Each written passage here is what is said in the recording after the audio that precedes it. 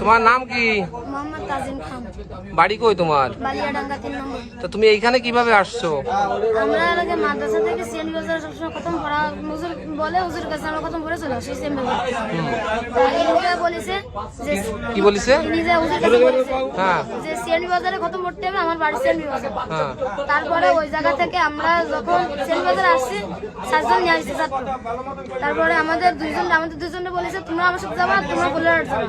ওই বলেরহাটে বলেছে তোমরা ভ্যান উঠে দিচ্ছে, যে বলেছে তোমরা বলেরহাট যাও, আমি ফোন দিয়ে আমার লোক বলে দিচ্ছি ওই জায়গায় তোমাদের নিয়ে যাবে।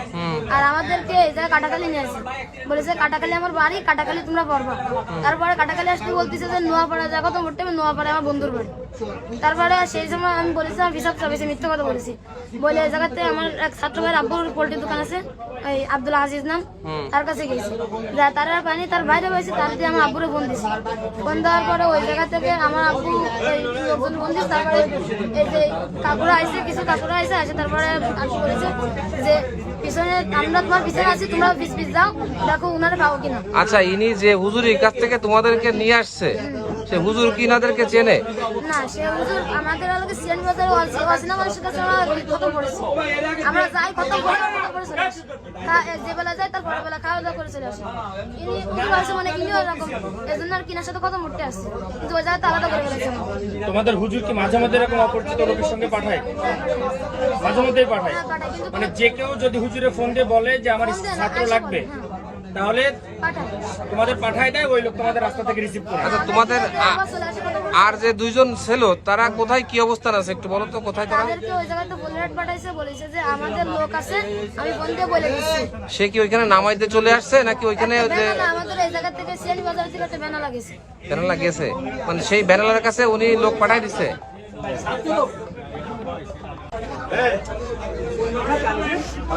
বাবা তার বাচ্চাদেরকে ফিরে পেয়েছে, সেই আহাজারিতে দেখুন কি করতেছে তার বাবা। আল্লাহর অশেষ রহমত যে বাচ্চাটা তার বাবার কাছে ফিরে আসতে পারছে। অসংখ্য ধন্যবাদ সবাইকে সহযোগিতা করার জন্য। তো সবাই সচেতন থাকবেন এই বিষয়টি। তোমাদের এই জায়গা নিয়ে আসলো কেমনে? প্রথম তোমার কাটাখালি, তোমাদের কাটাখালি এটা করলো কেমনে তোমাকে? সন্দেহভাবে ধরো, সন্দেহভাবে ধরেছে কিটা? ও বলিছে প্রস্তাব চাপিছে, প্রস্তাব চাইবে তাই বলে নামিছে গাড়ি থেকে, নাইমে বলিছে একটা ফোন দিছে কারে, তারপর থেকে কোথা থেকে আসছো? ওর আব্বু মুরগি ব্যবসা করে না? ওর সন্দেহ হওয়ার কারণে ও নিজেই আর কি প্রশ্ন করেছে। আপনার নাম কি ভাই? তানভীর। বাড়ি কই? আপনার যাত্রাপুর ইউনিয়ন গ্রাম আকরাম। এখানে কি ঘটনা ঘটেছে একটু বলেন তো ছোট করে। আমি খতম পড়ানোর জন্য 4 জন ছাত্র নিয়ে আইছি। কোন জায়গাতে নিয়ে আইছেন? ওই শাওলিয়ার ব্যাগ। তারপর আনার পরে কোন জায়গায় খতম পড়াবেন? ওই পোলেরহাট। আচ্ছা, এটা কি পোলেরহাটের ভিতরে? না, এটা কাটাখালি। তাহলে এই বাচ্চাদেরকে কেন কাটাখালি নিয়ে আসছেন? পোলেরহাট হচ্ছে গিয়ে আমার বন্ধুর বাসায় 2 জন, আর আমার এই ইয়াসিনী বাসায় 2 জন, 4 জন। আচ্ছা, তারপর ওদের ভ্যানে রিজার্ভ করে পাঠিয়ে দিছি, পোলেরহাট যে দাঁড়াবে ওনতে রিসিভ করে নেবে। আমি যে ওগো হিজিবাকি এই 2 জনকে নিয়ে খানিক দূর চলাইছি, মিনিট 15 বা 10-15 মিনিট পরে রিজার্ভ ফোন দিয়ে বলতেছে আমার ভাই অ্যাক্সিডেন্ট করেছে, আমি রূপসা এসে হাসপাতালে।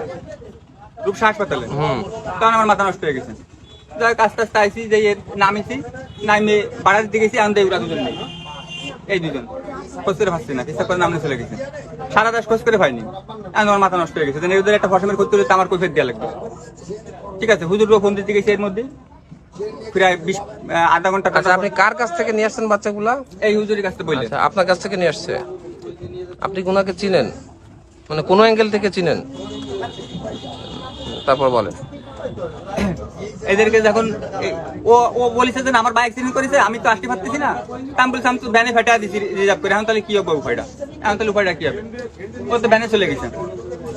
তারপরে আমি রূপসা আছি, আমার বাইরে নেই হাসপাতালে, তাহলে তুই তাহলে ফেরত যাই।